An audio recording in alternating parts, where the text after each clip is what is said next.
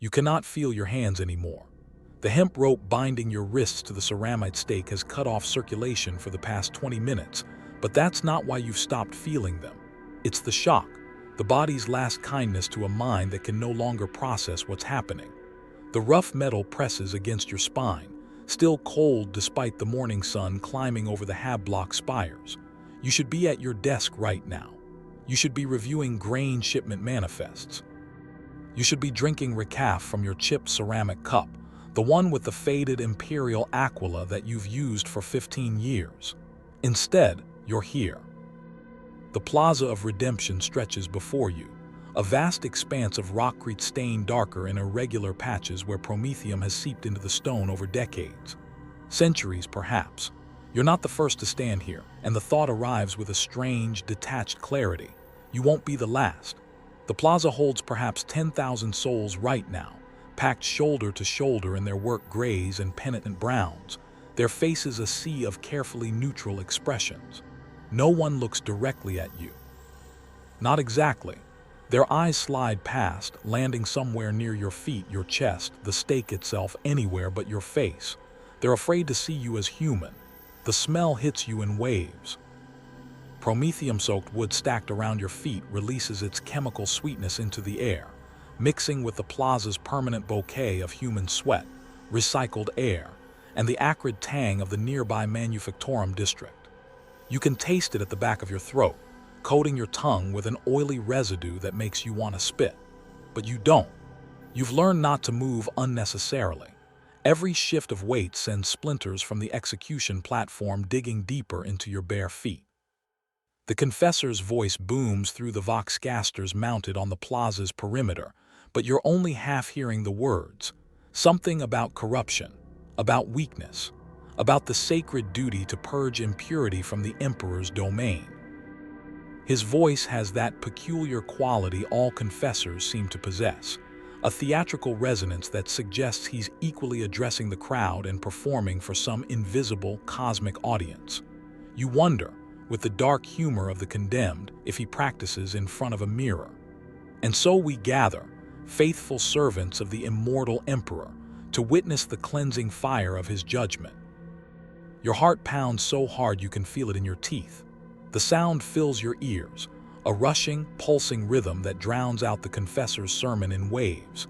You focus on breathing, in through your nose, out through your mouth. The exercises they taught you in youth instruction, back when panic attacks during loyalty drills were still considered a treatable condition rather than a sign of inherent weakness. In, out, in, out. A child in the crowd catches your eye. She can't be more than 7 or 8 standard years old, clutching her mother's hand with both of hers, standing on tiptoes to see over the adults in front of her. Her eyes are wide, not with horror but with curiosity. She's been brought here to learn a lesson. You understand that with crystalline clarity. This is her education in imperial justice. One day, she'll stand in crowds like this and barely notice the screaming. One day, she'll bring her own children to witness burnings, and the cycle will continue, perpetuating itself across generations like a curse disguised as duty. She's wearing a brown smock with a food stain on the collar. You remember another child. That's why you're here. 3 days ago. The Manufactorum shift whistle hasn't even blown yet when you hear the screaming. You're in your office, a glorified closet with a data terminal and a window that looks out over Processing Bay 7, finishing the morning reports. Grain shipment 447 beta, delayed. Worker efficiency in Mill Sector 9, 4% below quota. Requisition for new grinding mechanisms, denied pending review. The usual litany of minor crises and bureaucratic roadblocks that define your existence as a Level 5 distribution coordinator for the Administratum's food allocation division. The screaming cuts through the perpetual machine roar of the Manufactorum like a blade. You're moving before you think, out the door and down the metal staircase that rattles with every step, boots clanging on the graded platforms. The other workers are already gathering, that peculiar human instinct to witness disaster warring with the imperial conditioning to mind your own business and serve in your designated role. You push through the crowd to the edge of Processing Bay 7. The boy is maybe 12. maybe younger. Malnutrition makes aging difficult in the lower Hab levels. He's lying on the floor near Grinder Unit 3, and his left arm is gone from the elbow down. Not cut cleanly. Nothing in a grain processing facility cuts cleanly, but crushed and torn, reduced to pulp and bone fragments by the industrial mechanism that has no shut-off switch because stopping production, even for seconds, means missed quotas and the punishments that follow. The blood spreads across the metal floor in a pool that reflects the overhead lumen strips like a grotesque mirror. He's still conscious. That's the worst part. His eyes are open, staring at the space where his forearm used to be, and the screaming has faded to a high, thin, keening sound that seems to vibrate in your bones. Someone should be doing something. Someone should. The foreman arrives, a thick-necked man named Gordus who's worked this facility for 40 years and has the emotional range of the machines he supervises. He looks at the boy, then at the grinder unit, then at the crowd gathering on the walkways above. You see the calculation happen behind his eyes. The Manufactorum has a quota. The boy has a family dependent on his labor tokens. A work-related death means filing incident reports, investigations, potential production delays. Get him to the Medici station, Gordus says, his voice flat. Then get someone to clean this up. We're losing production time. The Medici station. You know exactly what that means. The facility Medici is a burned-out servitor with limited functions and a drug dispensary that's been operating on emergency rations since before you started working here. The boy will get a cauterization, possibly an infection-prone bandaging, and then he'll be sent home to his family Hab unit to either recover or die. If he dies, the family loses his labor contribution. If he survives, he's crippled and unemployable, which means the family still loses his labor contribution and gains a mouth they can't feed. You look at the boy's face. He stopped keening. He's just staring now, his lips moving silently, and you realize he's praying. The litany of acceptance. The prayer every imperial citizen learns for moments when the emperor's judgment becomes too heavy to bear. In darkness I shall serve. In suffering I shall endure. In death I shall find rest. Something breaks inside you. Or maybe it doesn't break. Maybe it's the last intact piece finally speaking up. You step forward, pulling the emergency medical kit from your supervisor's belt. The real one, with actual bandages and coagulants, not the worthless scraps they give to floor workers. Gordus starts to protest, but you're already kneeling in the blood, wrapping the boy's arm with practiced efficiency learned from 20 years of watching these accidents happen. The coagulant foam hisses as it expands, sealing the catastrophic bleeding. He needs real medical attention, you say, not looking up from your work. Not the servitor station, the district Medici facility. That's a 3-hour walk, Gordus says. His shift is over. I'm logging it as a critical safety incident requiring immediate off-site treatment. My authority. Your hands are shaking, slick with blood, but you manage to activate the emergency flare signal that should summon an actual medical transport. Should, if anyone responds. If the transport hasn't been reassigned. If the Emperor wills it. The boy is looking at you now, his eyes focusing through the shock and pain. He's trying to thank you. You can see it in the way his mouth moves, forming words he doesn't have breath to speak. You smile at him. It's all right. You're going to be all right. A lie probably, but a kind one, the only mercy you can offer. The foreman watches this exchange with an expression you can't quite read. Not anger exactly, something closer to pity, or perhaps resignation. Your compassion is noted, coordinator, he says quietly, and something in his tone makes the hair on the back of your neck stand up. But the medical transport is arriving, a rusted atmospheric hauler with the caduceus symbol barely visible through the grime, and you're helping load the boy onto a stretcher, and Gordus is walking away with his data slate, making notations. You don't think about it again until 2 days later, when the Arbites break down your door at 3 in the morning. The sound is what you remember most. Not the splintering wood or the shouted commands, but the specific mechanical thunk of mag boots on your floor, the heavy tread of armored enforcers moving through your tiny HAB unit with the careful precision of those who know they won't encounter resistance. You're awake instantly, conditioned by decades of shift-start alarms and the permanent anxiety of life in the Imperium. Your spouse is awake too, clutching your arm with fingers that dig into flesh hard enough to bruise. The lumen strips activate with harsh white light. 3 Arbites stand in your sleep chamber, their faces hidden behind helmet visors that reflect your terrified expression back at you. One is holding a shock maul, the crackling tip casting blue shadows across the walls. Another has a data slate. Coordinator 7th Class Marcus Kellum, the one with the data slate, says, "It's not a question. You are summoned for questioning regarding violation of Imperial Creed, subsection 447, paragraph 12. The crime of unauthorized mercy. Come willingly or be compelled. Choose." Your mind blanks. Mercy. You've been accused of mercy. "There's been a mistake," you hear yourself saying, your voice thin and reedy in the cramped space. "I only helped a worker. He was injured. I have the authority to." The nature of your crime will be explained during questioning. You have 5 seconds to comply. Your spouse's fingers loosen. Not suddenly, but gradually, each finger peeling away from your arm one at a time until they're no longer touching you at all. You turn to look at them, desperate for what? Support, protest, some sign that you're not facing this alone. They're looking at the floor, already distancing themselves, already surviving. You understand. In the Imperium, guilt spreads like contamination. Touching you now means sharing your fate. This is how systems of perfect fear work, by making love itself dangerous, by turning every human connection into a potential death sentence. Your spouse is doing what any rational Imperial citizen would do, preserving themselves. It still feels like betrayal.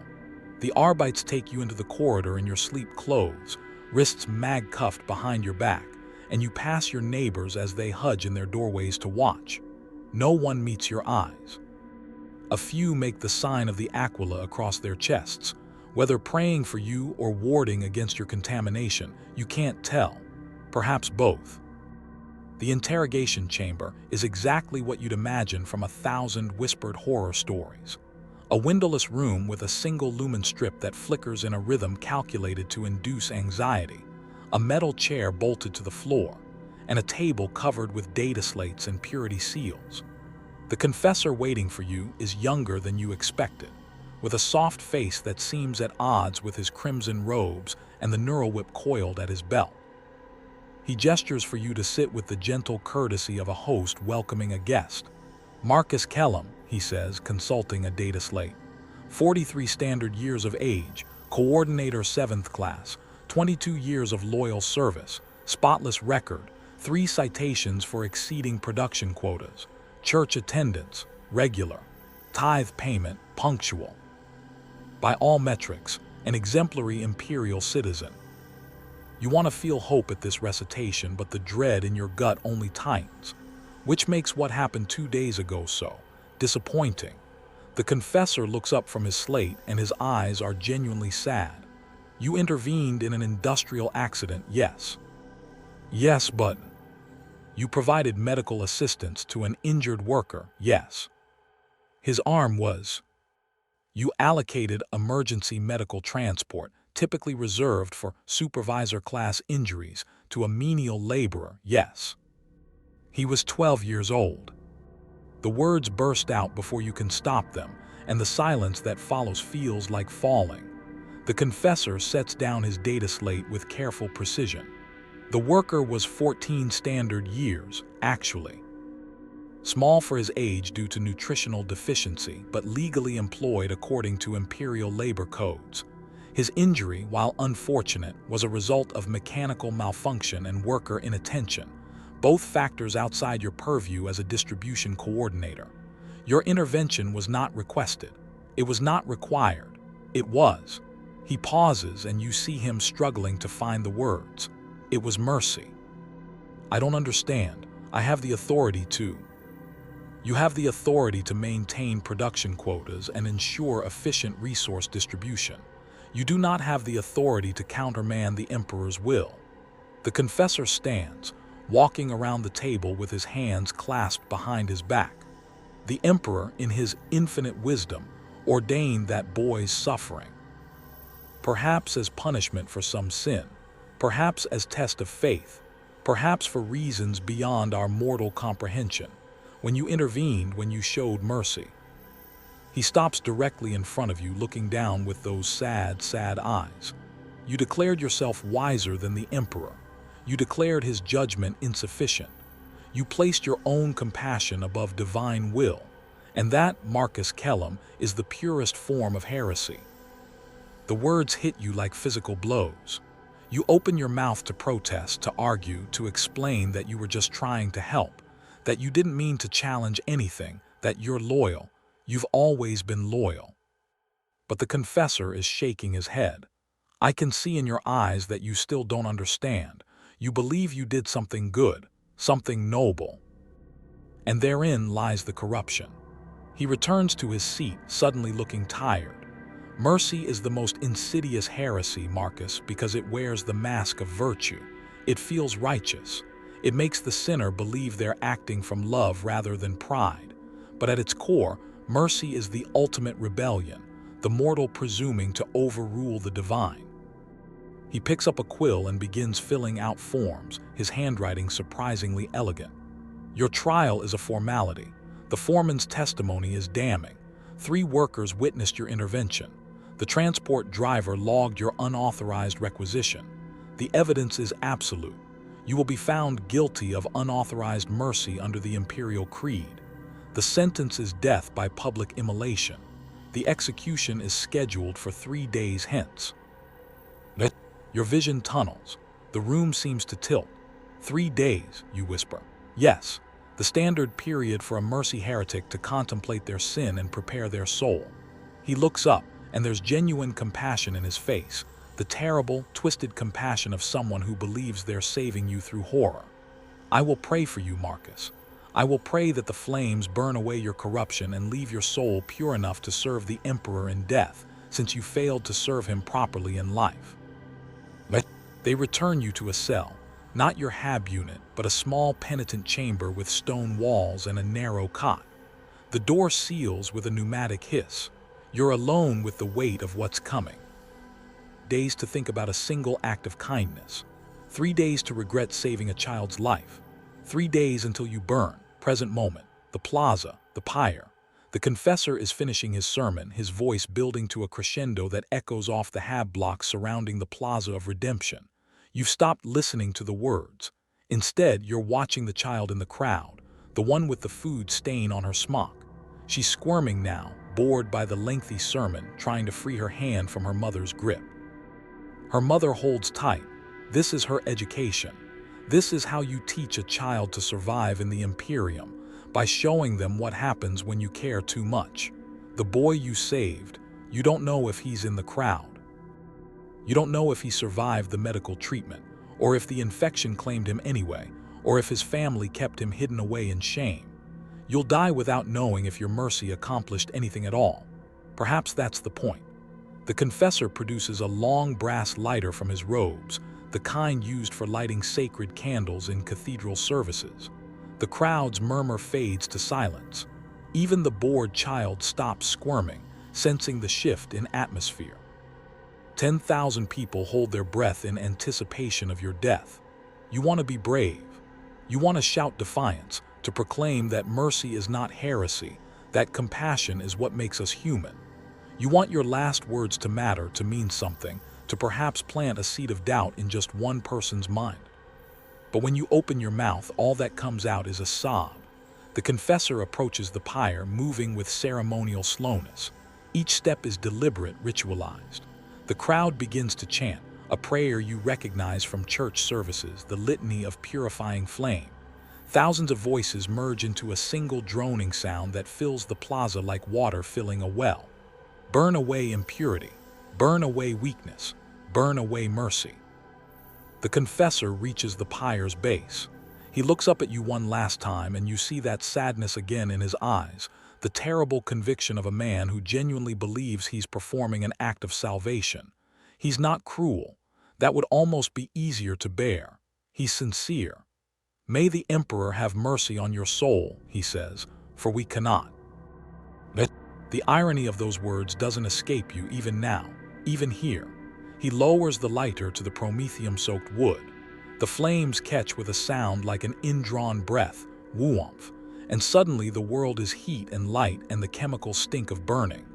The fire climbs the pyre faster than you expected, racing up the stacked wood with hungry intensity. You have seconds before. The heat hits your feet. Your mind whites out. The screaming starts before you realize the sound is coming from you. Let's talk about mercy. Not the mercy you understand, the impulse to alleviate suffering, the instinct to help the fallen, the basic human compassion that makes civilization possible. Not that mercy. We need to talk about mercy as the Imperium of Man understands it in the 41st millennium, as heresy, as corruption, as one of the most dangerous threats to humanity's survival across a million worlds. You need to understand why mercy is a crime punishable by death, not because the Imperium is arbitrarily cruel, though it is cruel beyond measure, but because there's a logic underlying this horror, a philosophy, a theological framework 10,000 years in the making that has transformed human compassion into existential threat. This is the architecture of cruelty. Let's explore its foundations. Open your copy of the Lectitio Divinitatis, the holy text of the imperial cult that every citizen is required to know by heart before their 10th standard year. Turn to chapter 47, verse 12. There, in Gothic script illuminated by the blood of martyrs, you'll find this passage. The emperor ordains all suffering, for suffering is the crucible of faith. To deny suffering is to deny the emperor's will. To show mercy to the suffering is to proclaim oneself wiser than the master of mankind. This is heresy beyond redemption. Read it again. Let the words settle into your understanding. The imperial creed doesn't just accept suffering, it sacralizes it. Suffering is not a tragic consequence of an uncaring universe or human cruelty. Suffering is intentional, divinely ordained. The Emperor, in his infinite wisdom, has specifically chosen who suffers, how they suffer, and when their suffering ends.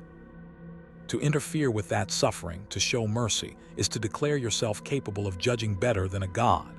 It's the ultimate theological trap. Consider the internal logic. If you believe the Emperor is truly divine and truly omniscient, then every circumstance in the Imperium must be according to his design. The child starving in the Underhive, the Emperor wills it.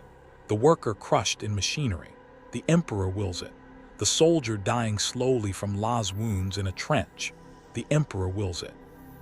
To show mercy in any of these situations is to say, the Emperor is wrong, I know better. And if you know better than the Emperor, you're either delusional or corrupted by chaos. Either way, you're a heretic. The Confessor who sentenced Marcus Kellum wasn't being vindictive. He genuinely believed that the boy's injury was divinely ordained, a test, a punishment, a lesson meant for observers, or simply an incomprehensible element of the Emperor's vast plan. When Marcus intervened, he wasn't just breaking imperial law. He was committing theological rebellion. He was placing his mortal judgment above divine will. The Catechisms of Duty, another fundamental text taught in every Schola Progenium across the Imperium, puts it even more starkly. Compassion is corruption wearing virtue's mask. To feel pity for the suffering is to doubt the Emperor's justice. To act upon that pity is to embrace damnation. Imagine being raised from birth with this framework. Imagine having it drilled into your consciousness during daily prayer services, work sermons, mandatory theological instruction. Imagine every story, every lesson, every social interaction reinforcing the idea that helping someone in pain is not just wrong, but spiritually dangerous. Now imagine trying to be human despite that conditioning. The Imperial Creed specifically distinguishes between duty-bound assistance and mercy. You can help a wounded soldier because maintaining military effectiveness serves the Emperor's armies. You can provide medical treatment to productive workers because maintaining the workforce serves the emperor's industry. But you cannot help someone because they're suffering. You cannot act from compassion. The moment your motivation shifts from utilitarian service to emotional empathy, you've crossed the line into heresy. The theologians of the ecclesiarchy have spent millennia refining this distinction, creating elaborate casuistry to determine when helping is holy and when helping is heretical. There are literally volumes of canonical texts devoted to the doctrine of permitted assistance versus forbidden mercy, thousands of pages analyzing scenarios, establishing precedents, defining the microscopic boundary between acceptable and damnable aid. And that boundary inevitably comes down to intention. Why did you help? If you can justify it as serving the Imperium's broader interests, you might avoid accusation. But if you helped because you felt pity, because someone's suffering moved you to action, because you couldn't stand to watch another human being in agony, you're a mercy heretic. The cruelty of this system is its comprehensiveness. There's no loophole. There's no safe way to be compassionate. The Imperium has constructed a theology that makes human empathy itself into a crime, and every citizen lives under the permanent threat that their own basic decency will condemn them. But understanding the theology isn't enough. You need to understand why the Imperium has constructed such a theology in the first place. Why would any civilization deliberately criminalize compassion? The answer lies in the fundamental reality of the 41st millennium. Chaos is real, and it feeds on emotion. In our world, empathy is an unambiguous good, the foundation of ethical behavior, the basis of human rights, the engine of moral progress. In the Imperium's world, empathy is a potential gateway to damnation. Literal damnation, not metaphorical. The kind where your soul is consumed by predatory entities from a parallel dimension of sentient emotion. The Imperium knows, though most citizens don't, that the chaos gods draw power from human feelings, Korn from rage, Tzeentch from ambition, Nurgle from despair, and Slaanesh, the Dark Prince, from all forms of sensation and emotion taken to excess, including, crucially, compassion. The ecclesiarchy's theologians argue with genuine intellectual rigor that mercy is a gateway to Slaanesh worship. Their logic: mercy is an emotional indulgence. You show mercy because it makes you feel better, because it satisfies your need to alleviate suffering. The focus is on your emotional state rather than duty or service. That focus on feeling, on emotional satisfaction, is precisely how Slaanesh's corruption begins, with seemingly innocent emotional indulgences that gradually spiral into darker and darker extremes. From mercy to pride in being merciful. From pride to seeking out opportunities to be merciful to feed that pride. From seeking opportunities to creating suffering just so you can alleviate it and feel virtuous. From there to realizing you enjoy having power over others' suffering. And from there, into the arms of the Dark Prince. It sounds absurd. It sounds like a slippery slope fallacy taken to psychotic extremes.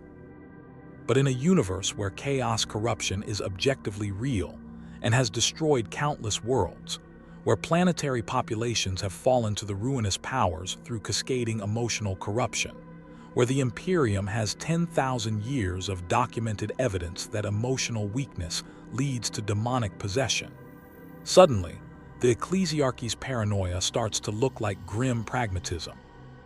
The internal motto of the Ordo Hereticus, the inquisitorial order dedicated to hunting internal corruption, is, better a billion innocents die than one world falls to chaos. Apply that logic to mercy. Better to burn 1,000,000 mercy heretics than to allow compassion to become a pathway for chaos corruption to spread through imperial society. Better to make the populace fear their own empathy than to risk that empathy becoming the emotional crack through which demons enter reality. It's a social contract written in terror. You surrender your compassion, and in exchange, the Imperium will protect you from chaos corruption. You police your own emotions, your neighbors, your family, and in exchange, humanity survives another day. The horror is that it might actually work. Throughout imperial history, there are documented cases of mercy leading to catastrophe. The records are carefully maintained, constantly referenced, used as justification for the system's continuation. The mercy of Belegar VII. A planetary governor pardoned a group of cultists, believing them redeemable. Within 3 months, chaos corruption spread through the pardon recipients into the general population. The planet fell to Slaanesh. 15 billion souls damned. Exterminatus required. The compassionate chapter, an unnamed space marine chapter, began showing excessive concern for civilian casualties during campaigns. Within 2 generations, the chapter was declared renegade after falling to chaos corruption. The compassion that began as noble restraint spiraled into darker obsessions. The healer saint, a living saint on Ophelia IV, performed miracle healings, including on captured heretics, believing redemption possible. Her miracles attracted a cult following. The cult, it was later discovered, included hidden chaos worship. When purged, the corruption was found to run generations deep. These cases are taught in every ecclesiarchy seminary, referenced in sermons across the Imperium, used to justify the criminalization of mercy. And they're true. The historical records are clear. The Imperium isn't being arbitrarily monstrous when it burns mercy heretics. It's being strategically monstrous. It has looked at the evidence, calculated the risks, and concluded that human compassion is a luxury humanity can no longer afford. Which raises the question, what does it mean to be human if you can't afford humanity? Understanding the theology and logic behind mercy as heresy is crucial, but understanding how the system actually operates, how ordinary citizens become mercy heretics, is what makes the horror truly claustrophobic. Because the machinery of accusation is everywhere, all the time, operated by everyone. The Imperium doesn't need a specialized mercy-hunting police force. Every citizen is deputized to identify and report mercy heretics. Every confessor, every priest, every preacher in every church on every world is trained to recognize the signs of compassion corruption. Every Arbites officer carries a data slate with the official definition of unauthorized mercy and the procedures for prosecution. Every workplace supervisor, every Manufactorum foreman, every minor bureaucrat has the authority and the obligation to report suspected mercy crimes. You police yourself. Your neighbors police you. The system is omnipresent because the system is everyone. The accusation process is horrifyingly simple. Step 1, the act someone shows mercy, helps someone beyond their duty, shows compassion that can't be justified through utilitarian service to the Imperium. The act is witnessed or reported. Step 2, the report, someone, often the person who received the mercy, under interrogation or seeking favor, reports the incident to an authority, church officials, Arbites, or even local civic leaders. Step 3, the investigation, confessors or Arbites interrogators question witnesses. The accused is brought in for questioning. The theological boundaries are applied. Was the assistant's duty-bound or mercy-motivated? Did the accused act from compassion or service? Step 4. The judgment, a tribunal convenes. Usually quickly, mercy heresy cases are considered straightforward. Evidence of the act itself is usually sufficient. Intent is determined through interrogation, often enhanced by mild torture to ensure honesty. Step 5. The sentence for confirmed mercy heretics, death by public immolation. No appeals, no clemency. The sentence is carried out within days to serve as immediate example. The entire process from accusation to execution typically takes less than a week. But the truly insidious element is Step 2, the report. Statistical analysis of mercy heresy prosecutions across multiple sectors reveals a horrifying pattern. In 73% of documented cases, the person who reports the mercy heretic is the person who received the mercy. Read that again. Let it sink in. 3/4 of the time when you show someone mercy, they are the ones who condemn you for it. Not out of malice necessarily, out of self-preservation. The Imperium's interrogation protocols ensure this betrayal. When investigating one mercy heretic, interrogators question everyone involved, including recipients of the mercy. Those recipients face a choice: report the mercy they received or be implicated as co-conspirators in the heresy. Often, they're tortured to ensure honest testimony. Under pain glove, shock maul, or chemical interrogation, most people break. Most people give up their savior to save themselves. This creates the mercy trap. The person you help is likely to destroy you. Imagine the psychological calculus this creates. You see someone suffering. Your instinct is to help, but helping them means putting yourself at their mercy later, literally trusting them not to report you when the Arbites come asking questions, when the torture starts, when their own survival depends on your condemnation. How often do you help someone in the Imperium when you know that kindness is a loaded gun pressed to your own temple with the trigger in a stranger's shaking hand? Marcus Kellum's case is typical. The foreman who witnessed him helping the injured boy filed a report within hours, not because Gordus hated Marcus, but because failing to report suspected mercy heresy is itself a crime. The medical transport driver, required to log all emergency requisitions, created a paper trail. When questioned, the injured boy's family, terrified of being implicated, confirmed that Marcus's assistance was unnecessary and motivated by compassion rather than duty. The boy himself was never questioned. He may not even know that his rescuer burned for saving him. That's the machinery of accusation, comprehensive, omnipresent, self-perpetuating. The system doesn't need inquisitors or secret police to maintain itself. It has weaponized ordinary human self-preservation, turning every potential recipient of mercy into a potential executioner. You cannot trust kindness in the Imperium. You cannot trust compassion. Because the person whose life you save today might be the person who lights your pyre tomorrow. And they'll do it not from cruelty, but from the simple, rational desire to survive in a system that punishes mercy and rewards betrayal.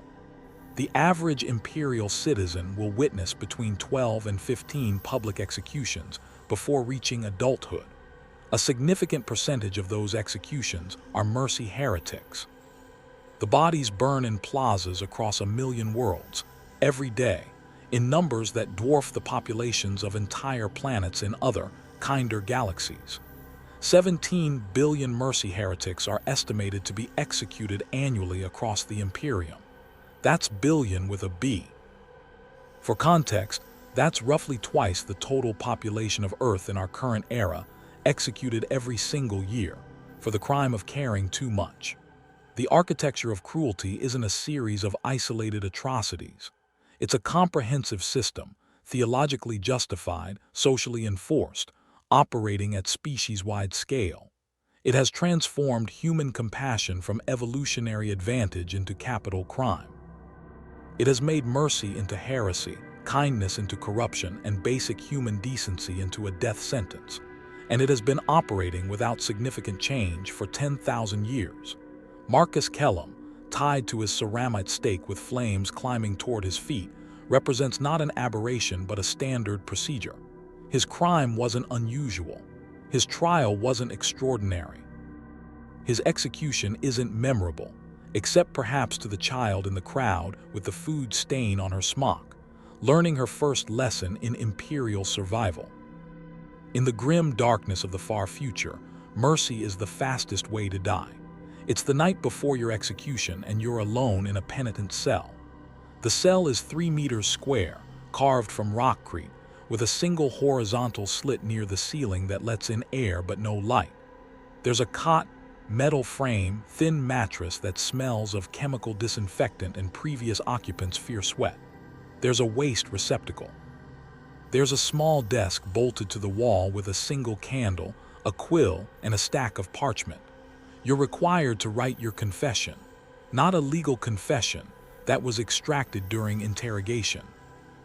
This is a spiritual confession, meant for the emperor's eyes, though in practice it will be read by a confessor, cataloged by an Administratum scribe, and filed in archives that will never be opened again. You're supposed to detail your crime, your corruption, your understanding of why you must die. You're supposed to beg for the Emperor's forgiveness and express gratitude for the cleansing fire. Most mercy heretics can't do it. You can't reconcile, "I helped someone," with, "I deserve to burn alive." The cognitive dissonance is too extreme. So you sit at the desk, staring at blank parchment by candlelight, while hours pass and the candle burns lower and the scratch of the quill never quite materializes. Eventually, you write something. Anything. Words on paper that might satisfy the requirement without betraying yourself completely. "I acknowledge my crime. I accept the Emperor's judgment. May my death serve the Imperium." Generic enough to be anyone's confession, empty enough to preserve something of yourself in these final hours. You don't sleep. Fear and adrenaline make sleep impossible, even though your body is exhausted from 3 days of interrogation, stress, and the systematic dismantling of your entire worldview.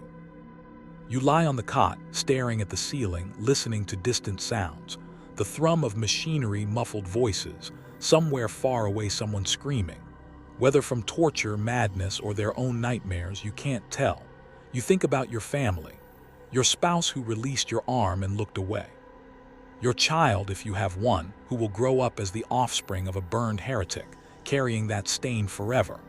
You wonder if they'll be relocated, offered new positions on some distant world where no one knows their connection to you, or if they'll simply disappear into the underhive or penal colonies, another administrative footnote in the Imperium's endless consumption of its citizens.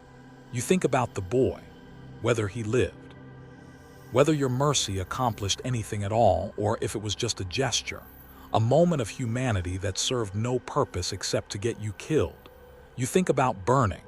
The human imagination is mercifully limited in some ways. You can conceptualize pain, but you can't truly pre-experience it. Your brain won't let you. So when you try to imagine what tomorrow will feel like, your mind slides away, flinching from the reality like touching a hot surface. You know it will be horrible, but you can't truly know until you're living it. And then the knowledge will last only minutes before you die. The door opens at dawn. No warning, no ceremony. A guard gestures with a shock maul. "Time for the mercy walk. Come." You walk. The mercy walk is a tradition across most imperial worlds where public burnings occur, a procession through the streets from the penitent cells to the execution plaza. It serves multiple purposes: public spectacle, pre-execution humiliation, and one final opportunity for the condemned to recant their heresy. They've stripped you to a simple linen shift, off-white, rough fabric that scratches against skin you're suddenly, intensely aware of. Your feet are bare. The morning rockcrete is cold, almost shocking in its temperature contrast with the humid air. Your hands are bound behind your back with the same hemp rope that will later tie you to the stake. An Arbites escort leads you through streets that are just waking up, workers heading to morning shifts, vendors setting up stalls, children being herded towards Scolaprogenium facilities. Everyone stops to watch you pass. Everyone knows what the mercy walk means. The first stone hits you in the shoulder. It's small, probably thrown by a child, but the impact jolts through you with surprising force. You stumble, catching yourself before falling. The Arbites doesn't stop. Falling means being dragged, and drag wounds are considered part of the punishment. You keep walking. More projectiles follow. Stones refuse, a half-rotten fruit that explodes against your chest in a burst of sickly sweet decay. Someone spits, the projectile hitting your cheek with disgusting accuracy. The crowd's energy builds as you progress. What started as scattered throws becomes a steady barrage. You learn to walk with your head down, eyes fixed on the ground ahead, trying to protect your face. The Voxcasters mounted on street corners announce your crime as you pass. Witness the mercy heretic. Witness the wages of compassion. Witness the fate of those who place mortal judgment above divine will. Witness and be warned. The announcement repeats on a loop, ensuring everyone understands why you're being pelted with garbage and rocks. Educational. Everything in the Imperium is educational. The mercy walk takes approximately 40 minutes, winding through residential and commercial districts to maximize visibility. You pass your own hab block at one point, a deliberate route choice, and see your neighbors watching from windows. Your spouse is not among the visible faces. You're grateful for that, at least. A woman steps forward from the crowd as you pass, her face twisted with genuine rage. My son died in the Manufactorum last year. No one saved him. Why should you save anyone? She throws something that catches you in the temple, a metal bolt, judging from the immediate warmth of blood running down your face. The Arbites doesn't intervene. This is permitted. This is encouraged. You understand her rage. In a system where mercy is forbidden, every witnessed act of mercy feels like betrayal. You showed compassion to someone. Why didn't anyone show it to her son? The Imperium has successfully weaponized grief, turning mourning into anger, into complicity in your execution. By the time you reach the Plaza of Redemption, you're bruised, bleeding, and covered in filth. This is intentional. The pre-execution brutalization serves to dehumanize you in the crowd's eyes, making it easier for them to watch you burn. It's harder to empathize with a battered, shit-stained figure than with someone who looks like they could be your neighbor, your colleague, your friend. The plaza is already filled. 10,000 people, maybe more, packed into the available space. The execution platform stands at the center, a raised stage of metal grating with the ceramite stake rising from its center like an obscene monument. Wood is stacked around the stake's base, already soaked in promethium. The chemical smell reaches you even from the plaza's edge. They lead you up the steps to the platform. Each step clangs under your bare feet, the sound echoing across the plaza's sudden silence. The crowd has stopped their jeering. This next part is sacred. The confessor is waiting. The same young man with the sad eyes who sentenced you 3 days ago. He's holding a bowl of sanctified oil and a ritual razor. "Kneel," he says gently. You kneel. He begins shaving your head with the razor, working with practiced efficiency. Hair falls in clumps around your knees.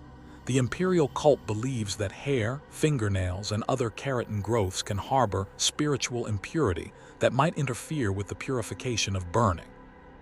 A mercy heretic must burn completely, with nothing left to contain corrupted essence.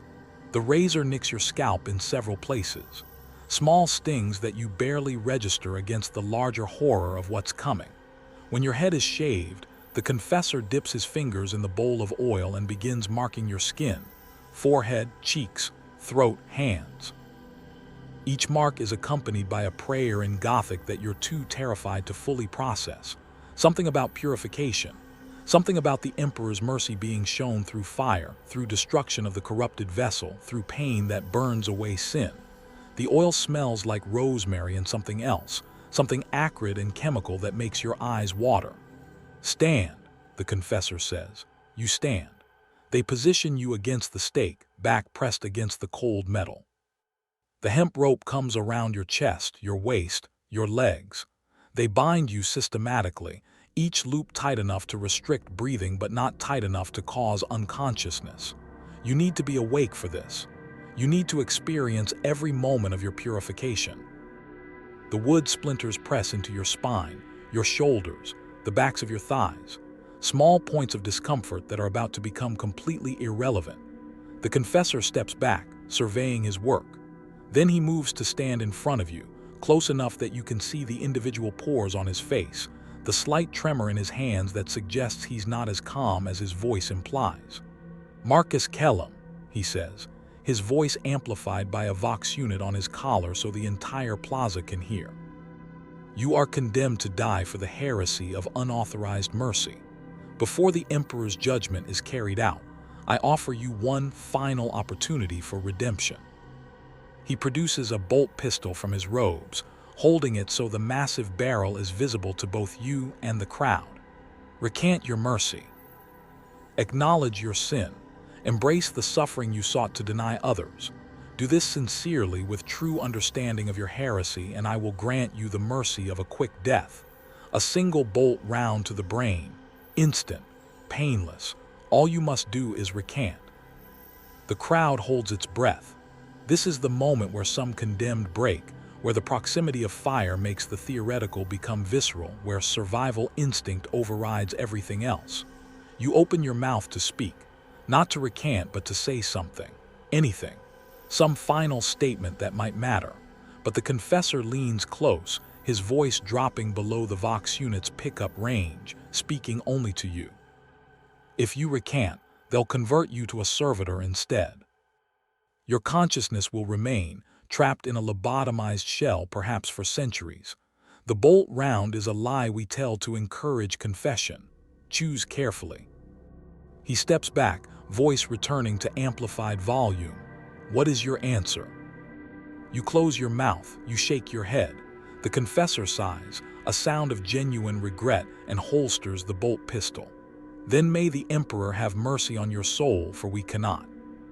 He descends the platform stairs, moving to the pyre's base. He produces the brass lighter from his robes. The crowd begins to chant. What happens next takes approximately 15 minutes. I'm going to describe it clinically, because you need to understand the precise cruelty of what the Imperium has designed. Death by fire occurs through multiple mechanisms: thermal injury, smoke inhalation, asphyxiation, circulatory shock, and if the fire is hot enough, direct destruction of vital organs. The speed and method of death depend entirely on how the fire is constructed and managed. A merciful burning, if such a thing existed, would use dry wood and high accelerant fuel to create an immediate inferno reaching temperatures above 1,000 degrees Celsius. At such temperatures, superheated air destroys lung tissue on first breath, causing rapid unconsciousness. Death follows within 2 to 3 minutes, and unconsciousness means you don't experience most of it. Ecclesiarchy burnings are not merciful. The promethium mixture used in imperial executions is specifically formulated to burn hot enough to kill, but slow enough to prolong consciousness. The wood is arranged in a specific pattern: denser fuel at the base, looser kindling higher up. That ensures the fire climbs gradually rather than engulfing immediately. The condemned is positioned so their feet are closest to the initial flames, with their head and torso highest and farthest from ignition. The fire starts at your feet. The flames catch the wood with that characteristic whoomp sound, and heat begins radiating upward. You feel it first as intense warmth, uncomfortable but not yet painful. Your instinct is to pull your feet away, but the ropes prevent movement. The heat increases rapidly. Within 60 seconds, the temperature around your feet reaches 400–500 degrees Celsius. At these temperatures, skin doesn't catch fire immediately. Instead, it desiccates. The moisture evaporates rapidly, causing the tissue to crack and split. You feel this as a transition from heat to sharp, localized burning sensation. Not the worst pain imaginable yet. Your brain still has categories for this pain. It's bad but comprehensible. You're screaming. You probably don't realize it yet. The screaming is involuntary, driven by pain responses that bypass conscious control. The crowd's chanting rises to drown out your screams. This is calculated. The prayers are timed to begin their crescendo exactly when the condemned typically starts screaming. The flames reach your calves and shins. The pain escalates beyond anything you've experienced. Your skin is blackening now, splitting open as the heat penetrates to deeper tissue layers. Fat beneath the skin begins to liquefy, essentially cooking inside your legs. The smell reaches you, roasting meat, acrid and heavy, and some distant, hysterical part of your brain recognizes it as your own burning flesh. The pain is no longer localized. It's consuming your entire consciousness. There's no room for thoughts, for memories, for anything except the shrieking agony radiating from your lower body. You're pulling against the ropes with strength you didn't know you possessed, hard enough that the hemp cuts through skin on your wrists and chest. You don't notice. Those pains are insignificant compared to the fire. But you're still conscious. The promethium mixture and fire positioning ensure that while your lower extremities burn, your head and torso remain relatively protected. You're breathing superheated air, which is damaging your respiratory system, but not quickly enough to grant unconsciousness. Chirurgeons are standing just off the platform, monitoring. If you show signs of passing out too early, they have stimulants ready. The Imperium has millennia of experience optimizing suffering. The fire reaches your thighs and groin. Nerve endings in your lower body are being destroyed now, which paradoxically makes the pain worse. Damaged nerves fire chaotically, sending false signals that your brain interprets as even more intense burning. You're experiencing pain from tissue that no longer exists. Your lungs are severely compromised now. Each breath draws in smoke and heated air that's destroying the delicate alveolar tissue. You're coughing, violent, racking spasms that shake your whole body against the restraints. Each cough tears something in your chest. You're drowning in fluid from your damaged lungs while simultaneously burning. The crowd's prayers have transitioned to a different litany now, the hymn of purifying flame, a traditional song dating back to the age of apostasy. It's actually quite beautiful in a horrible way. 10,000 voices in precise harmony, singing about the sacred fire that cleanses corruption. You can hear them between your screams. The flames have reached your torso. You're going into shock, blood pressure dropping, heart rate becoming erratic.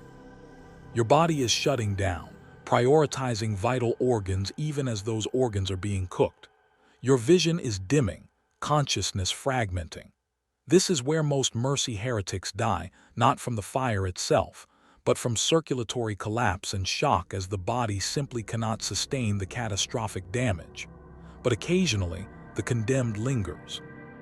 Sometimes through chance, sometimes through the chirurgeon's intervention, a stimulant injection that keeps the heart beating, that pushes back the mercy of unconsciousness just a little longer. If you're still conscious, you're beyond screaming now. You don't have the lung capacity or the cognitive function. You're making sounds, gurgling, wheezing, the horrible wet noise of damaged tissue, but not words, not anything human. The flames have reached your face. Your eyes are still open, though you probably can't see anymore, your cornea's boiled and opaque. Your mouth opens and closes reflexively. A thin stream of smoke comes out, your lungs burning from the inside. The Confessor watches from the base of the pyre, his face impassive, his lips moving in constant prayer. He's not cruel. He genuinely believes this is necessary, that your agony is purifying your soul, that the Emperor is witnessing your suffering and will judge it sufficient to cleanse your heretical compassion. Death, finally. Your heart stops or your brain ceases function, or the structural damage simply becomes incompatible with biological processes continuing. The exact mechanism varies, but you're gone. The body continues burning for hours. Bone requires sustained heat to fully calcinate, but you're not present for that part. The mercy of death, such as it is, has finally arrived. The physical horror of burning is comprehensible, even if it's unbearable. But the ecclesiarchy isn't just inflicting physical death. They're inflicting spiritual torment, because the crowd isn't just watching you burn. They're praying for your suffering. Every person in that plaza has been taught that your pain serves a sacred purpose, that the fire is burning away your corruption, that your agony is the price of cleansing, that your death is an act of salvation. They're not praying for your suffering to end. They're praying for it to be sufficient. They're praying that you burn long enough and hot enough that whatever mercy corruption infected your soul is completely destroyed. Imagine dying while thousands of people actively celebrate your pain as holy. Imagine your last conscious thoughts being the sound of prayers thanking the Emperor for your suffering, asking that your agony be prolonged, expressing gratitude that an example is being made. Imagine knowing that your family, if they're in the crowd, and they probably are required to join those prayers, to sing those hymns, to publicly embrace your torment as righteous. The theological framework of imperial burning is designed to ensure that even in death, you understand that your compassion was wrong, that your mercy deserved this, that everything you're experiencing is just, necessary, and holy. There's no comfort, no last rites that offer peace, no priest holding your hand and saying it will be okay. Just fire, pain, and the crushing understanding that the entire Imperium believes you earned this through the unforgivable sin of caring about another human being's suffering. Marcus Kellum, in his final coherent moment, perhaps understands what he actually died for, not for saving a boy's life, but for believing that human suffering mattered more than theological purity. The Imperium cannot allow such beliefs to spread, so they burn them away, one mercy heretic at a time, in plazas across 1,000,000 worlds, 17 billion times per year, every single year, for 10,000 years. You're not the only one burning. I mean that metaphorically and literally. While your body burns on the execution platform, everyone watching is burning in a different way, consumed by complicity, by guilt, by the psychological impossibility of being forced to witness this horror and call it holy. The Imperium doesn't just destroy mercy heretics. It destroys everyone connected to them in slower, more subtle ways. Let's talk about the witnesses, the people standing in the Plaza of Redemption, watching Marcus Kellum die. Let's understand what this costs them. Because understanding their experience is understanding how systems of terror perpetuate themselves, not through direct violence alone, but through spreading the psychological damage across entire populations until witnessing horror becomes normalized, expected, and eventually invisible. She's standing in the third row from the platform, Marcus's spouse. I'll call her Anna because even in horror, names matter. Anna hasn't slept since the Arbites took Marcus 3 days ago. She hasn't eaten more than a few mouthfuls. Her stomach rebels against food, twisting into knots that make swallowing painful. She's lost weight she couldn't afford to lose, her face gaunt and hollowed, her hands shaking with exhaustion and suppressed grief. She's required to be here. Absence would constitute suspicious behavior, possible sympathy for mercy heresy, grounds for investigation. When the summons came, delivered by a local preacher with apologetic eyes, she had no choice. Attend your spouse's execution or join them on the pyre. So she's here, holding a prayer candle made of tallow that smells like rendering fat, dressed in penitent gray that marks her as connected to the condemned. Everyone in the plaza knows who she is. They're careful not to stand too close. Heresy spreads through association.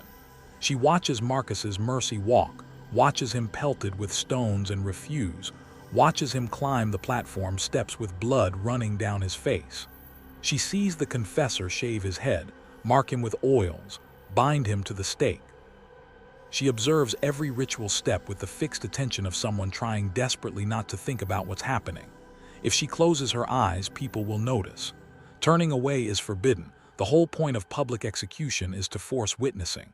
So she keeps her eyes open, pointed toward the platform, while her brain desperately tries to fragment the visual information into manageable pieces.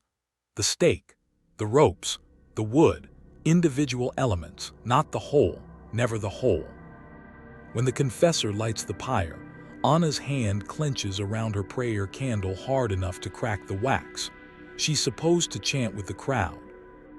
The penitent family members are expected to lead certain prayers, to demonstrate their rejection of the condemned's heresy through vocal participation in the execution. A priest stands beside her, monitoring, ready to report any insufficient enthusiasm. So Anna chants, "Burn away impurity, burn away weakness, burn away mercy."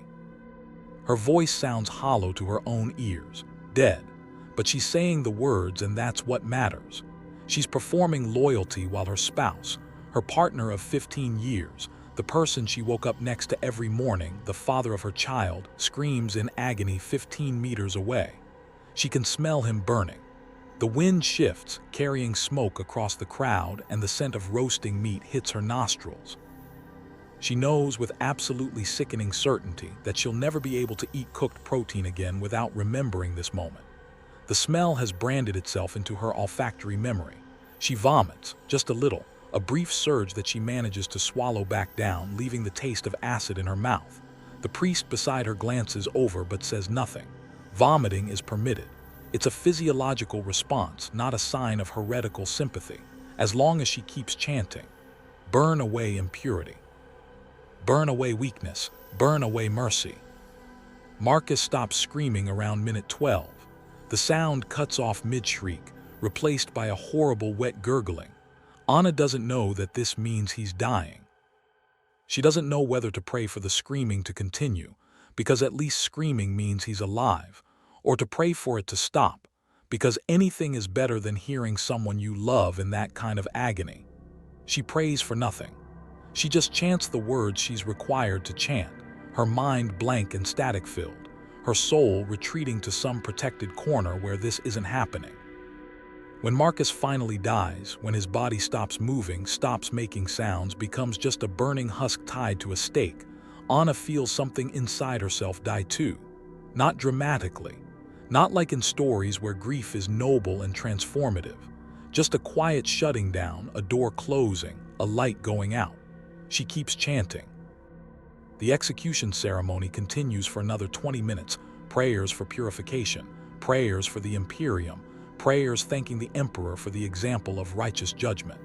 Anna's voice joins the chorus, automatic and empty. When the ceremony finally ends, when the crowd is dismissed, Anna walks home through streets that look exactly the same as they did yesterday. The buildings haven't changed. The sky is still the same polluted gray. The Manufactorum whistles still mark the hour changes. Everything is the same, except her spouse is dead, except she helped kill him by chanting prayers celebrating his agony. Except she'll live with that for however many years she has left, in a society that considers her tainted by association, in a world where showing too much grief is suspicious, where mourning a mercy heretic too visibly might constitute sympathizing with heresy. She can't talk about what she's feeling, can't seek comfort from friends. Friends have already stopped speaking to her, maintaining careful distance. Can't go to a counselor or confessor. Expressing pain over a heretic's death might be interpreted as disagreeing with the Emperor's judgment. Can't even write in a private journal. All her possessions could be searched at any time, and written expressions of grief could be used as evidence. She has to carry this alone, silently, while continuing to work, to tithe, to attend church services and pray to the Emperor who decreed that her spouse should burn for showing compassion to a child. 3 months later, Anna will receive notification that she's being relocated to a new work assignment on a different world. The notification won't say it's because she's the spouse of an executed heretic, but that's the reason. She'll be shipped off-world with thousands of other undesirables, assigned to a manufactorum or mine or agricultural collective, her identity stripped down to a work number and a ration allocation. She'll never return home. She'll die, probably within a decade, used up by the Imperium's endless hunger for labor, for resources, for human beings to feed into its machinery. This is what happens to the families of mercy heretics. They don't burn on pyres. They burn slower over years, consumed by a system that punishes association with compassion. Anna's child, Marcus's daughter, 8 years old, who loved her father and once dreamed of becoming a medici, will grow up in the relocated colony without a clear memory of why her family fell. She'll know only that showing mercy is dangerous, that love is a liability, that caring about others' suffering is the fastest path to destruction. She'll learn to suppress empathy, to look away from pain, to report suspicious compassion in her neighbors, her co-workers, eventually her own friends. And one day she'll stand in a plaza watching someone burn for mercy, and she'll chant the required prayers, and she won't even remember why the smell of burning flesh makes her want to cry. His name is Tomas. He's 14 standard years old. He's standing in the 8th row of the plaza in a position specifically designated for him by the Confessor. Not too close, he's not family. Not too far, he's not an ordinary witness. He's the reason Marcus is burning. Tomas doesn't want to be here. Not in the plaza, not in this position, not alive in a universe where his testimony condemned his savior. But he's required to attend. More than required, he's been given a ceremonial role. When the Confessor finishes his opening prayers, Tomas will be called forward to light the pyre. The person who received the mercy lights the flame. This is tradition. This is justice. This is how the Imperium ensures that beneficiaries of mercy understand the magnitude of that sin. Tomas's left arm ends at the elbow, a stump wrapped in bandages stained with old blood and the yellow-brown of infection seepage. The medical transport Marcus summoned got him to the district medici facility, where actual trained chirurgeons stopped the infection from spreading and saved his life. They couldn't regenerate the arm, Limb regrowth is expensive technology reserved for valuable servants of the Imperium, not child laborers, but they ensured he'd survive. Marcus saved Tomas's life. That's not disputed. Without intervention, Tomas would have died from blood loss or infection within days. Instead, he's alive, and he's about to burn his savior alive. He didn't want to testify. When the Arbites came to his family's Hab unit 3 days ago, asking questions about the incident at the Manufactorum, Tomas tried to protect Marcus. Tried to say the assistance was minimal, that Marcus was just doing his job, that nothing about the incident warranted investigation. The Arbites interrogator looked at him with something almost like pity. "You can tell the truth now, or we can help you remember the truth. Choose." Tomas knew what "help you remember" meant. The shock maul hanging from the interrogator's belt. The chemical interrogation drugs that turned thoughts inside out and extracted secrets you didn't know you possessed. The pain glove that made nerve endings scream in agony without leaving visible marks. So Tomas told the truth, described how Marcus went beyond his authority, used supervisor-only medical supplies, requisitioned emergency transport for a menial worker, showed compassion beyond what duty required, committed mercy. The interrogator nodded, satisfied. "You understand that accepting this mercy makes you complicit in heresy, yes?" Tomas's blood went cold. I didn't ask him to. "But you accepted it. You allowed him to show mercy, which means you participated in heresy through acceptance. The penalty for mercy heresy is the same whether you show it or receive it." The silence stretched. Tomas could hear his own heartbeat, could hear his mother's muffled sobbing from the other room where she was being questioned, could hear the Manufactorum's distant machine roar through the thin walls. Tomas is 14, missing an arm, drowning in pain and fear when the interrogator gives him the choice. Testify, renounce the heretical mercy he received, and light the pyre of the man who saved him, or burn beside him. 10 seconds. A lifetime's worth of terror packed into a breath. He has a family. He wants to live. "I'll do it," he whispers. Now he stands in the Plaza of Redemption as Marcus Kellum shuffles past in the Mercy Walk. The crowd swells like a living wall around the platform. 10,000 faces arranged into masks of piety or appetite, or simply the dull glaze of people obeying orders. Tomas feels the impulse to vomit. He forces his way forward when called, the betrayer made instrument. The confessor offers the brass lighter. "Do you reject the unlawful mercy shown to you by the condemned?" A whisper, a command to speak louder. Tomas shouts it. "I reject the mercy." Tears flood unhidden.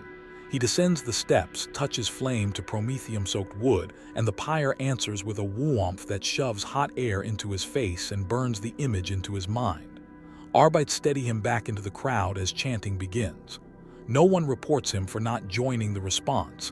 Leniency is standard for the betrayer. System is practical in its cruelties. He watches Marcus burn, smells flesh, hears the awful human sounds that are somehow worse than screaming. In that instant, Tomas understands the axis of his life has snapped.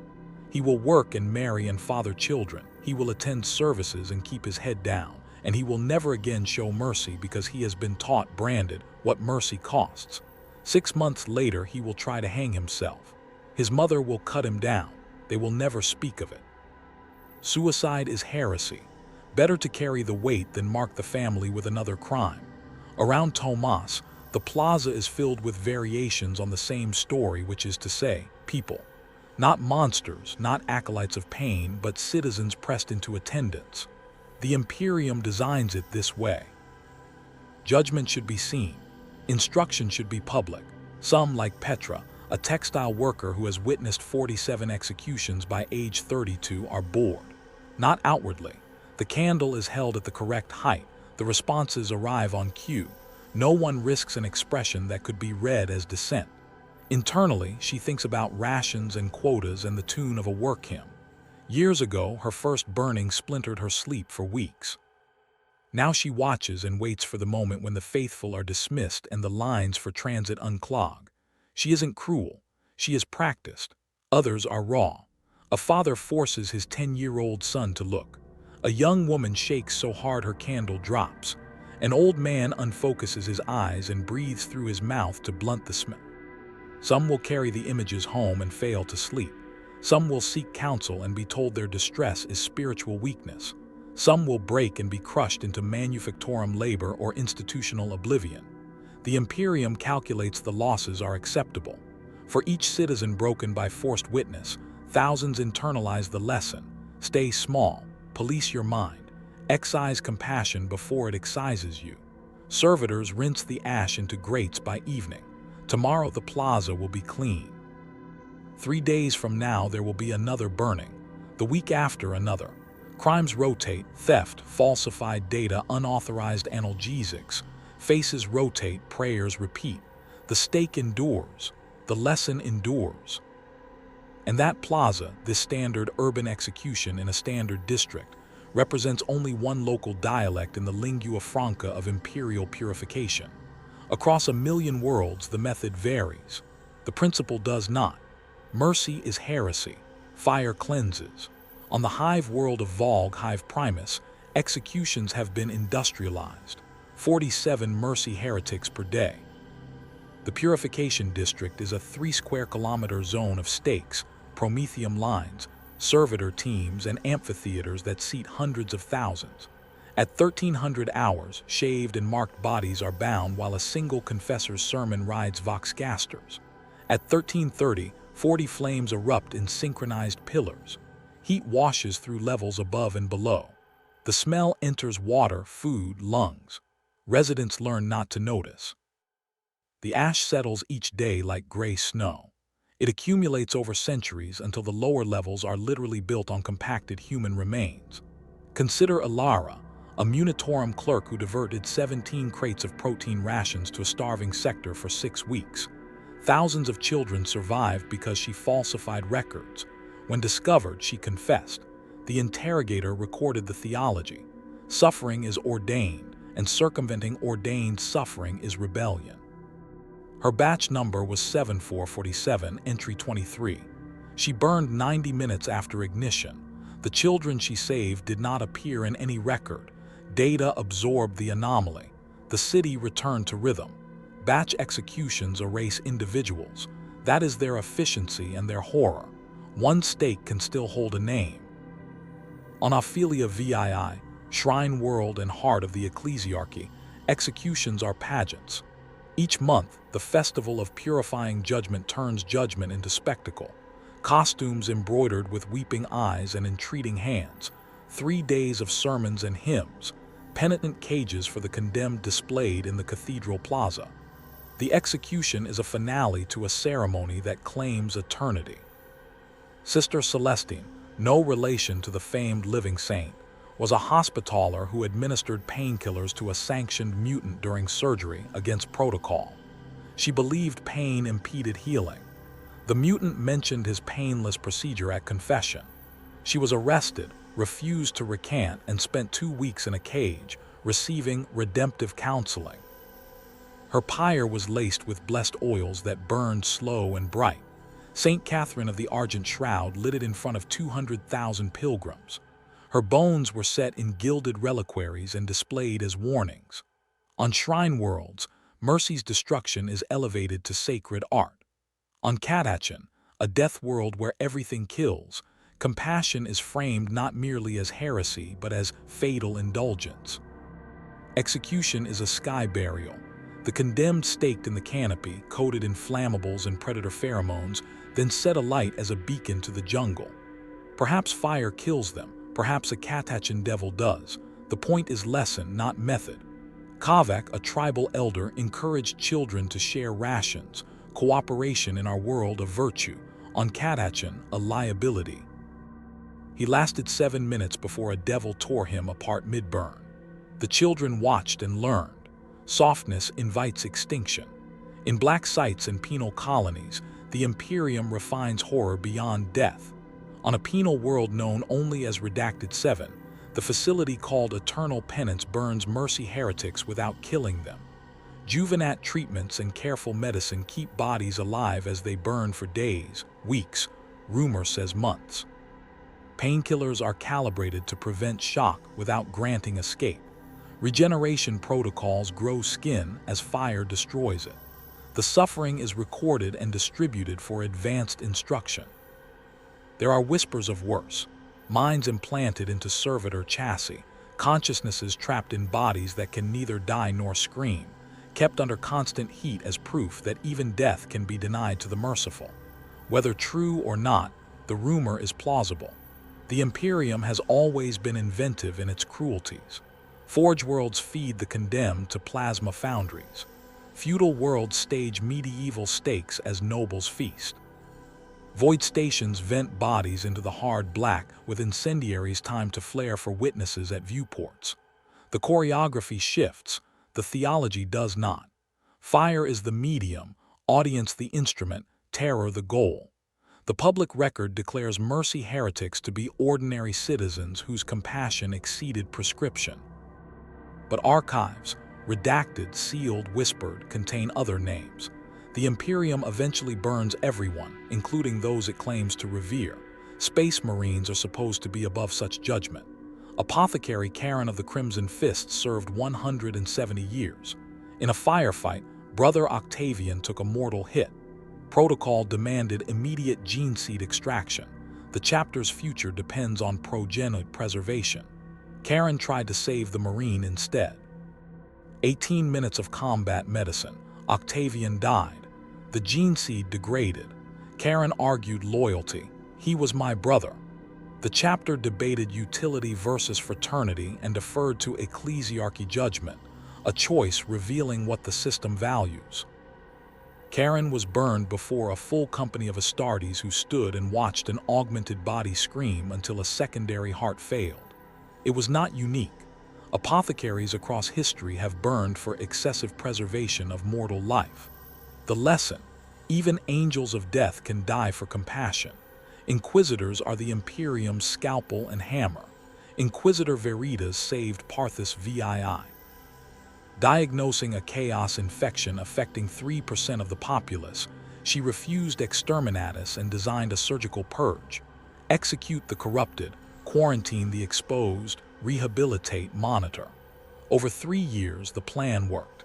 11 billion lives endured. 5 years later, the Ordo Hereticus arrested her for mercy heresy. The verdict reasoned that success was irrelevant. The act of choosing mercy creates future risk that is unacceptable. Veritas burned privately. Her last words, "I was right."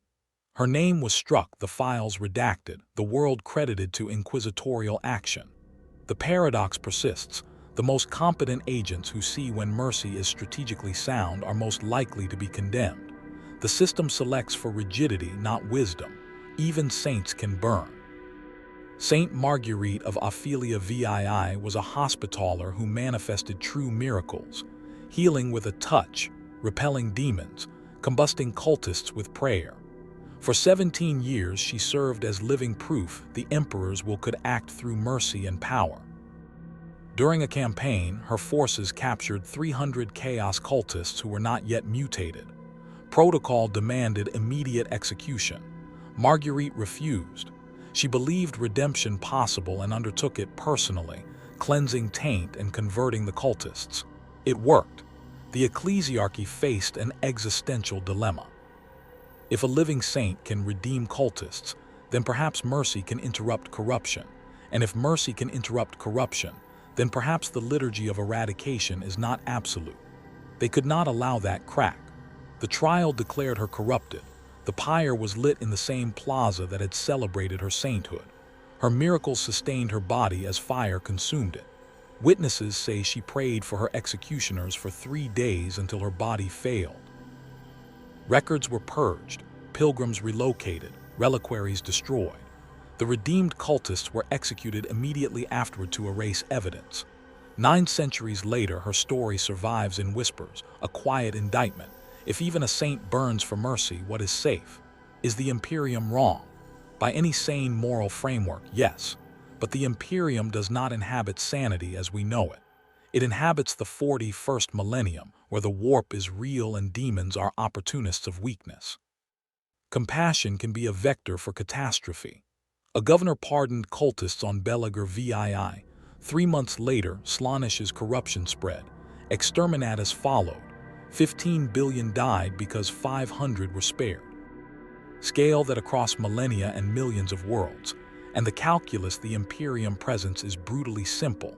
Merciful failure can annihilate entire populations, while merciless success merely kills the merciful. Veritas saved 11 billion. If 100 Inquisitors emulate her and 99 succeed but one fails, the one failure costs an entire world. The Imperium claims the only safe policy is absolute purification. From this vantage, burning Veritas was not the punishment of success but preemptive defense against precedent.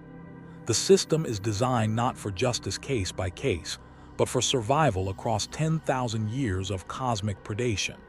It is utilitarianism sharpened past the point of ethics. Destroy the merciful to prevent mercy from destroying the species. Perhaps it's working. Humanity persists. Worlds still tithe. The golden throne still hums. If the cost of endurance is 17 billion mercy heretics per year, if that price wards off chaos's total conquest, then, by the Imperium's arithmetic, the price is necessary. Humans are defined by mercy. Remove that faculty and the residue may look like humanity, but lacks what makes the species worth preserving. The system teaches children to suppress empathy, to regard help as danger, to police their thoughts for tenderness.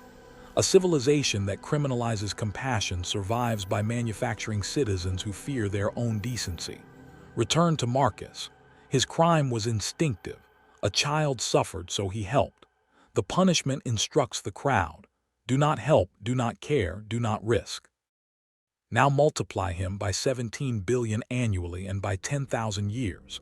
That math induces not just death but a culture-wide trauma. Spouses who cannot grieve, parents who drill numbness into children, neighbors who report kindness to save themselves.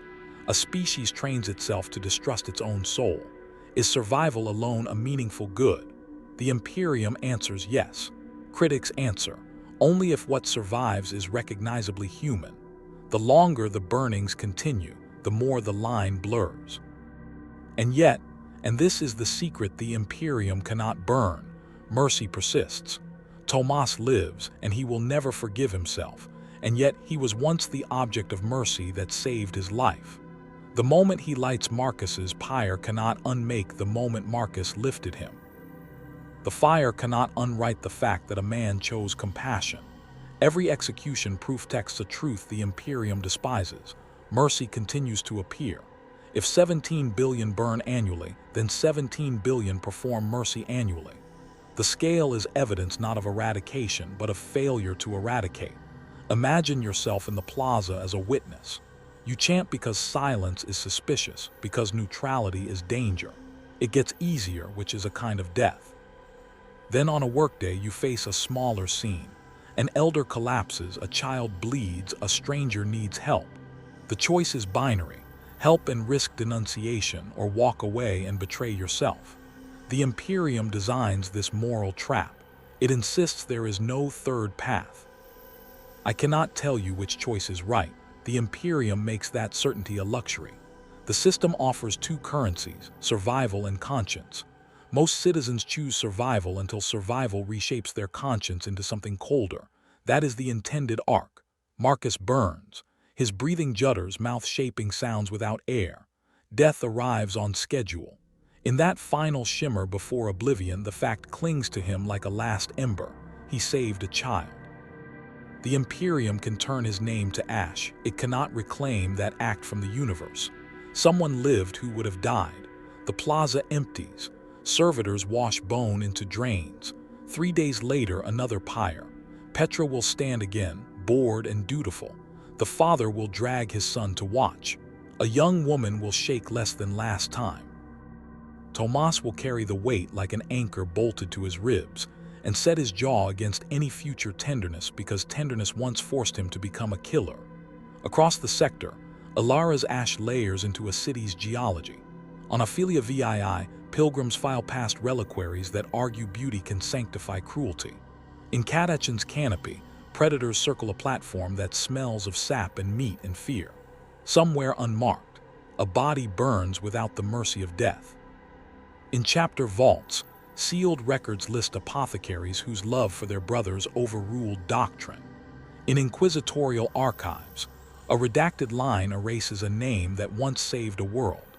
In forbidden stories, a saint prays for the souls of the men who light her pyre and lives for days inside a contradiction the ecclesiarchy cannot admit. The Imperium insists mercy is weakness, then proves it by murdering the strong who show it. It insists survival is absolute, then erodes the very thing survival is meant to preserve. It forces citizens to witness, because complicity is more stable than faith. It builds a civilization on ashes and then declares the ground holy. And still, mercy survives. It survives because it arises before calculation, because it is native to species memory older than any creed. It survives in the boy who vomits but looks back up when ordered. It survives in a textile worker who, years from now, will see a colleague collapse and hesitate a second too long, and still go to her knees to help. It survives in a 7-year-old who watches a man burn and learns the lesson. Never help, and then, grown older, ignores that lesson at a crucial moment because a stranger is bleeding, and the hand moves before the mind consults the catechism. 17 billion times a year, the ember flares. 17 billion times a year, the Imperium stamps it out. And 17 billion times a year, somewhere else, it ignites again. The horror is not that mercy can be extinguished, it's that it cannot, so the fires never end.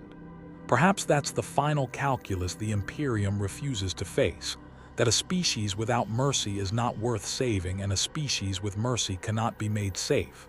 Between those poles, humanity burns. The plaza is clean in the morning. Work shifts resume.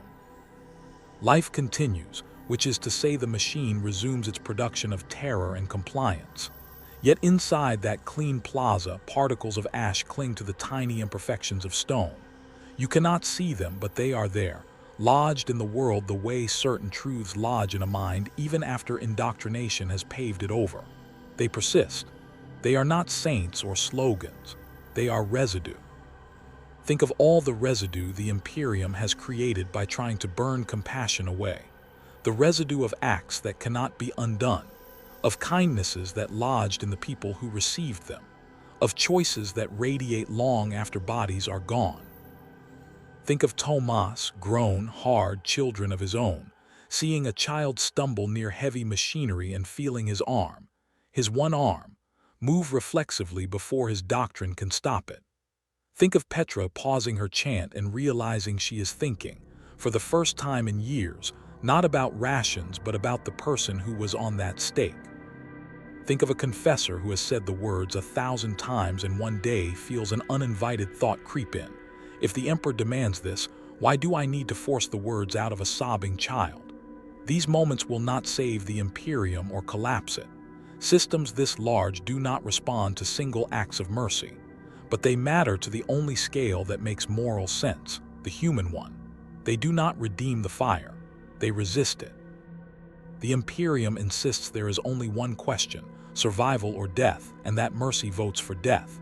But mercy asks a different question, one the Imperium never answers: survive as what? In the grim darkness of the far future, there is only war. The Imperium chooses war against enemies without and against compassion within. It calls the latter prudence. It calls it piety. It is simply fear. And yet fear has never fully conquered the human impulse to help.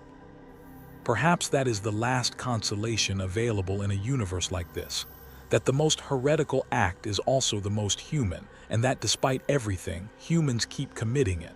Not because they are fools, because they would rather be human for a moment than safe forever. The plaza will fill again. The chants will rise. The pyre will bloom. The lighter will be pressed into a shaking hand, and a child will be told to speak loud enough for the Emperor to hear. The flames will do their work. The ash will settle. The servitors will clean. The records will name a batch. And somewhere else, at a time inconvenient to fear, somebody will help.